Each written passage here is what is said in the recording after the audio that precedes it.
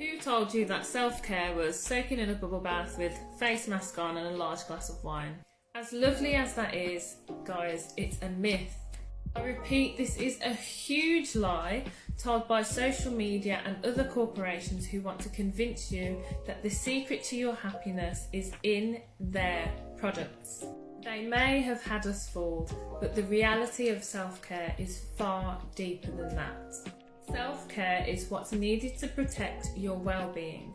It's about engaging in and prioritising restorative practices that will safeguard the health of your mind, body and soul. Unlike pampering sessions once a week, self-care should be habitual and consistent. Continuing on from part 1, self-care should be habitual and consistent.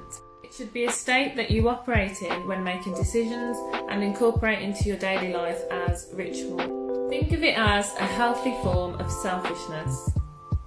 So here are 4 types of self-care practices that you should be incorporating into your daily lives. The first practice is moments of stillness and silence. On average, people have roughly 60,000 thoughts per day, and for a lot of people, those thoughts are often negative. So incorporating moments of stillness and silence into your routine can help ease symptoms of stress, realign your thoughts and refocus your actions. This is particularly important when you're working towards goals or monitoring performance. It could be as simple as doing everyday activities mindfully or continuing on from part 2 where I talked about the first type of self-care. This one is movement. Unsurprisingly, our bodies are made to move, and when we move, we release endorphins.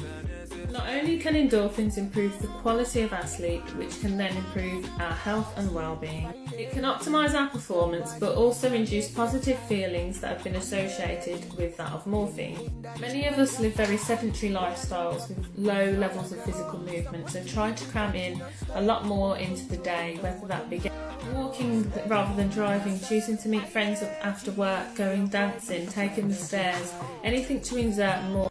So the third restorative practice is all about paying close attention to what you consume both physically and mentally.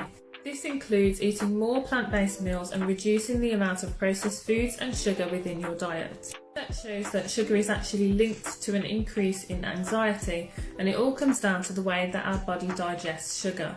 When we eat sugar, our blood levels spike and decrease at a much faster rate than when we eat non-sugary foods. As this process is occurring a lot faster, it actually mimics the feeling of a panic attack. But equally, we don't just consume the things we eat, but we consume the things we see, pay attention to and invest our energy. That we should be making a conscious effort to reduce the amount of toxicity that we're exposing ourselves to, whether that be on social media or in our daily lives with friendships and relationships. For me personally, I decided to unfollow any triggering social media accounts and anything that doesn't leave me feeling more positive or inspired. Those with accounts that make you feel more motivated and inspired.